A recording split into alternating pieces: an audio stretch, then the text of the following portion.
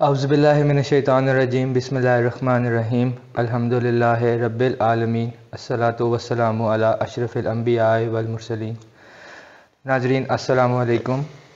आप देख रहे हैं सीरत लाइब्रेरी यूट्यूब चैनल, जिस पर हम करते हैं रसूलुल्लाह सल्लल्लाहु अलैहि वसल्लम की ज़िंदगी पर बातें। तो चलते हैं आज की नशिस्त की जानिब, जिसमें हमारे साथ मौजूद होंगे इजाज़ अहमद साहब। कुरैश ने, तमाम कबीलों ने मिलकर रसूलुल्लाह सल्लल्लाहु अलैहि वसल्लम और आपके कबीले का बाइकआउट किया हुआ है। एक साल गुजर गए हैं, नहायत गर्मी और सर्दी का वक्त गुजर चुका है।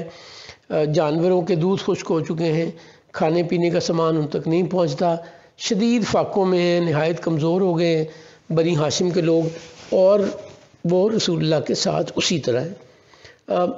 शेबे अबी तालिब में मशहूर लोगों में साद बिन अबी वक्कास भी हैं। साद बिन अबी वक्कास कहते हैं कि मैं भूख से इस कदर तंग था कि मैं गुज़र रहा था, मेरे पाँव के नीचे कोई चीज़ आई, कोई रेप्टाइल, कोई जानवर, और मैंने ये देखकर कि इसमें कुछ खाने का कुछ ना कुछ एनर्जी है, वो उठाया और मुंह में लेकर निगल लिया। साद बिन अबी वक्कास कहते हैं कि मुझे आज तक नहीं मालूम कि मैंने क्या चीज़ निगली थी। यानी आप हालात देखें, भूख के, ज़िंदा रहने के या ज़िंदगी बचाने के लिए कितनी मुश्किल है कि वो जो भी कीड़ा मकोड़ा, कोई जानवर, कोई रेप्टाइल उनके हाथ आया, उन्होंने वो भी खा लिया। उसके बाद वो कहते हैं कि एक दिन मुझे खुश्क खाल से मुराद ये कि अगर आप किसी जानवर को ज़िबा करें तो उसकी खाल फेंक दें, अल्टीमेटली वो हार्ड हो जाती है, और वो मैं आप तो उसके करीब से शायद गुज़र भी नहीं सकते। उसमें स्मेल भी होगी, उसमें गंदगी भी होगी, मट्टी भी होगी। वो कहते हैं मुझे खाल का एक टुकड़ा मिल गया, तो मैं उसे धो लाया, उठा कर ले आया, और उसको जला कर मैंने उसका पाउडर बना लिया, और मैं 3 दिन तक वो पाउडर पानी में डालकर पीता रहा कि मुझे एनर्जी मिल जाए। यानी ये वो हालात थे जो शेबे अबी तालिब में रसूलुल्लाह सल्लल्लाहु अलैहि वसल्लम और आपके कबीला ने बर्दाश्त किए। जब ये बात हो रही थी बाइकआउट की, तो कुछ लोग वहाँ ऐसे भी मौजूद थे जो इस बाइकआउट के ख़िलाफ़ थे। वो इसे इनह्यूमन समझते थे और कुरैश के बाकी लोगों को मना कर रहे थे, लेकिन उनकी सुनी नहीं की। इन्हीं में एक शख्स आम्र बिन हिशाम है। आम्र बिन हिशाम दर्द दिल रखने वाला एक आदमी है। वो जब कभी मौका मिलता है, ऊँट पर कुछ खाने पीने का सामान और खल्ला रखता है, और शेबे अबी तालिब के करीब आकर ऊँट की नकेल उतार के उसे खुला छोड़ देता है, ताकि ये ऊँट किसी तरह शेब के अंदर चला जाए। इस तरह मुसलमानों को कभी कभार खाने को ऐसे लोगों के ज़रिए, आम्र बिन हिशाम मैंने नाम लिया, कुछ ना कुछ खाने को मिल जाता था, जिससे वो एक दिन के खाने को एक महीने तक चलाते थे।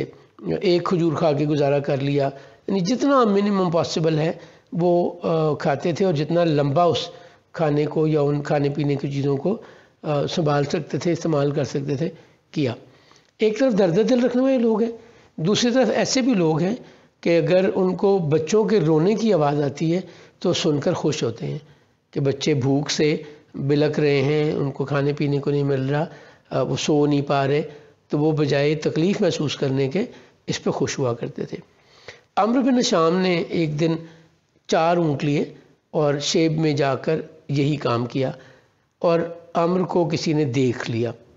वो जो ग़ुलाम वहाँ पे अपॉइंटेड थे या उधर से गुजरते हुए किसी शख्स ने देख लिया, तो ये बात आम्र को लोगों ने पकड़ा, और आम्र ने उनसे वादा किया कि मैं आइंदा ये काम नहीं करूँगा, बस ये गलती होगी, माफ़ कर दें। तो आम्र को इस पे छोड़ दिया गया। दूसरी तरफ सैयदा खदीजा बिनते खुवैलद सलामुल्लाह अलैहा उम्मुल मोमिनीन का भतीजा हकीम बिन हिज़ाम। हकीम बिन हिज़ाम का हम जिक्र पहले भी कर चुके हैं। बहुत ही सखी और रिच आदमी थे, और 120 साल की उम्र पाई, और ये ग़ुलाम आज़ाद भी किया करते थे। और ये ईमान लाने से पहले की बातें हो रही हैं। ईमान लाने के बाद तो करते ही रही ऐसे, लेकिन ईमान लाने से पहले भी ये बड़ी सखावत करते थे। इन्होंने गंदम की बोरी ली, اونٹ پہ رکھی اور شیب ابی طالب میں چھوڑنے جا رہے تھے۔ اس وقت ابو جہل وہیں کہیں قریب پھر رہا تھا یا دیکھنے گیا ہوگا کہ یہ کس حالات میں ہے اور جو غلام ہم نے اپوائنٹ کیے ہوئے ہیں یہ سارا معاملہ روکنے کے لیے وہ اپنا کام کر رہے ہیں کہ نہیں۔ تو اس نے دیکھ لیا حکیم بن حزام کو، اس نے کہا یہ گندم کہاں جا رہی ہے؟ حکیم بن حزام کہنے لگے کہ میں اپنی پھپھی جان کو یہ گندم دینے جا رہا ہوں۔ تو ابو جہل نے کہا تمہیں پتہ نہیں ہے سارے قریش نے بائیکاٹ کیا ہوا ہے؟ حکیم بن حزام کہنے لگے بائیکاٹ ہے یا نہیں ہے، میں پھپھی جان تک یہ گندم ضرور پہنچاؤں گا۔ اب یہ ان کی آپس میں بحث تکرار شروع ہو گئی۔ اتنے میں حکیم بن حزام کا کزن ابو البختری ادھر سے گزرا۔ ابو البختری واز نیکسٹ ڈور ٹو حکیم بن حزام، اور حکیم بن حزام کا گھر سیدہ خدیجہ کے گھر یا رسول اللہ صلی اللہ علیہ وآلہ وسلم کے گھر سے جڑا ہوا تھا۔ ابو البختری نے پوچھا کہ یہ کیا بحث تکرار ہو رہی ہے، کیا جھگڑا ہو رہا ہے؟ تو اسے جب حکیم بن حزام نے کہا کہ میں پھپھی جان کو گندم پہنچانا چاہتا ہوں لیکن ابو جہل رستے میں رکاوٹ بن رہا ہے، تو ابو البختری نے سمجھانے کی کوشش کی ابو جہل کو کہ انسانیت کے ناطے اگر کبھی کبھار کوئی چیز مل جاتی ہے بنی ہاشم کو تو ہمیں ایسا نہیں کرنا چاہیے۔ بٹ ابو جہل اپنے موقف پہ قائم تھا کہ یہ نہیں ہو سکتا کہ یہ گندم میرے ہوتے ہوئے بنی ہاشم تک پہنچ جائے۔ یہاں پہ ہاتھا پائی شروع ہو گئی۔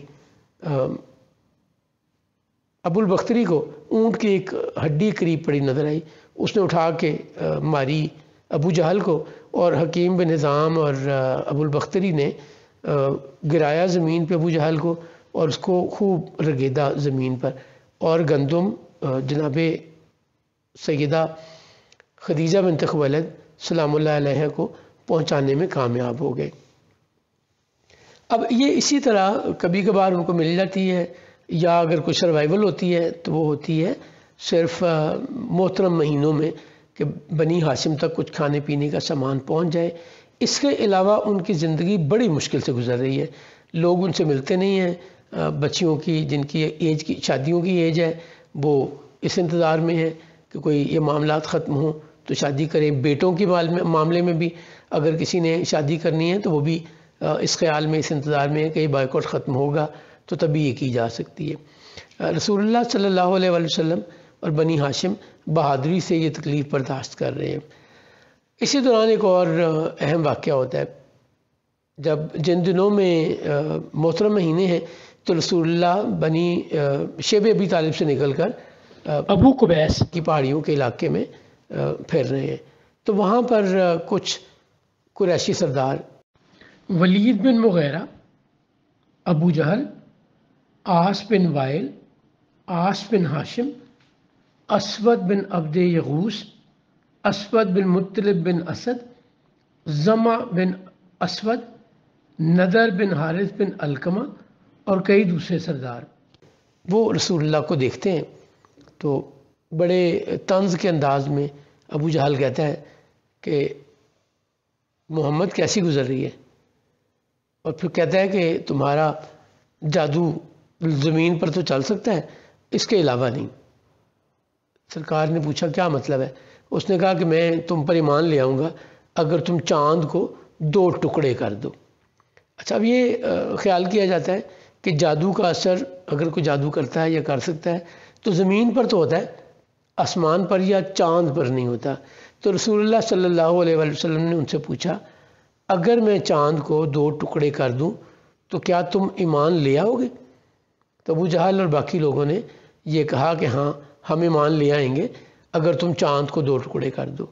رسول اللہ صلی اللہ علیہ وآلہ وسلم نے اپنے رب سے، مالک سے، کائنات کے خالق سے دعا مانگی اور انگلی کا اشارہ کیا تو چاند 2 ٹکڑے ہو گیا، اور انگلی کے اشارے سے ہی ایک ٹکڑا آپ نے دائیں طرف اور ایک بائیں طرف، ایک بنی ابو قبیس پہاڑی کے اوپر آ گیا اور دوسرا کی کان پہاڑی کے اوپر آ گیا۔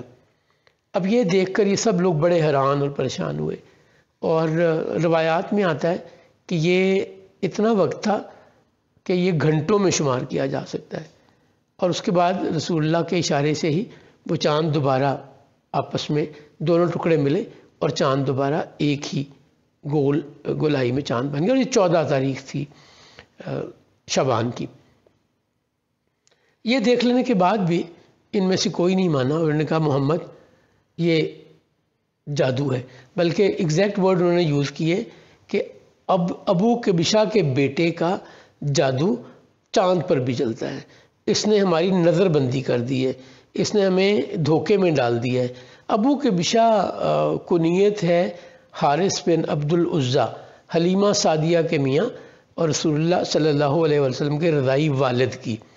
وہ رسول اللہ کو یعنی قریش رسول اللہ کو ابن عبداللہ ابو القاسم یا ابن عبد المطلب کہنے کی بجائے یا ابن ہاشم کہنے کی بجائے آپ کی عزت اپنی طرف سے کام کرتے ہوئے ابو کبشا کی کنیت سے بلایا کرتے تھے کہ وہ مزدور، وہ غریب، وہ بچوں کو دودھ پلانے والا تمہارا باپ ہے۔ عزت اللہ کریم دینے والا ہے اور کائنات میں عزت کا حوالہ ہی رسول اللہ صلی اللہ علیہ وآلہ وسلم ہے۔ قریش جتنی بھی کوشش کر لیں وہ رسول اللہ کی عزت کو کم نہیں کر سکتے، نہ کر سکے۔ ابھی ہے ہمارے پاس ٹائم، ہے کتنا ہے؟ 10 منٹ ہو گئے۔ قریش نے اس کے بعد کہا کہ ہم یہ نہیں مانتے کہ تم نے چاند کو 2 ٹکڑے کیا ہے، ہمارے قافلے مختلف تجارتی سفروں پر ہیں، واپس آئیں گے تو ہم ان سے پوچھیں گے۔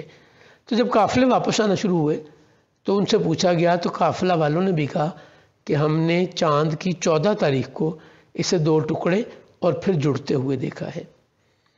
ہندوستان میں راجہ مالابار نے یہ سین دیکھا اور وہ ایمان لے آیا، چونکہ ان کی کتابوں میں، ان کی دینی کتابوں میں ان کے بڑوں نے ان کو بتایا تھا کہ آخری نبی چاند کو 2 ٹکڑے کرے گا، اور یہ ڈاکومنٹ راجہ مالابار کا سٹیٹمنٹ اور ایمان لانا لنڈن میں انڈین لائبریری میں بھی یہ ڈاکومنٹ موجود ہے۔ میں پھر یہاں پہ زہیر دہرا دوں ایک بات کہ ہم کوئی ایسی بات نہیں کرتے جس کا مستند حوالہ موجود نہ ہو، تو ہم ان تمام چیزوں کے حوالہ جات بھی دینے کو تیار ہیں۔ تو یہاں اس واقعے کو شق القمر کہا جاتا ہے۔ قرآن کریم بھی اس کا ذکر کرتا ہے کہ قیامت بہت قریب آ گئی، چاند 2 ٹکڑے ہو گیا۔ اللہ کریم ہمیں رسول اللہ صلی اللہ علیہ وآلہ وسلم کی زندگی سے سبق سیکھنے اور اس پر عمل کرنے کی توفیق عطا فرمائے۔ اللہ کریم ہمیں وہ جذبہ، کریکٹر، ہمت، محبت اور عزم عطا کرے کہ جس طرح رسول اللہ پر ایمان لانے والے آپ کے لیے جان نثار کرتے رہے، آپ کے حکم پر عمل کر کے۔ صرف یہ نہیں کہ ہم نے بات رسول اللہ کی ایک نہیں ماننی، ان کے حکم پر عمل نہیں کرنا اور لوگوں کی جان لینے اور دینے کے در پہ رہنا ہے۔ رسول اللہ کی باتوں پر، آپ کے حکم پر، اللہ کے حکم پر جو پیغام آپ سرکار ہمارے لیے لے کے آئے اس پر عمل کرنا پہلے ضروری ہے۔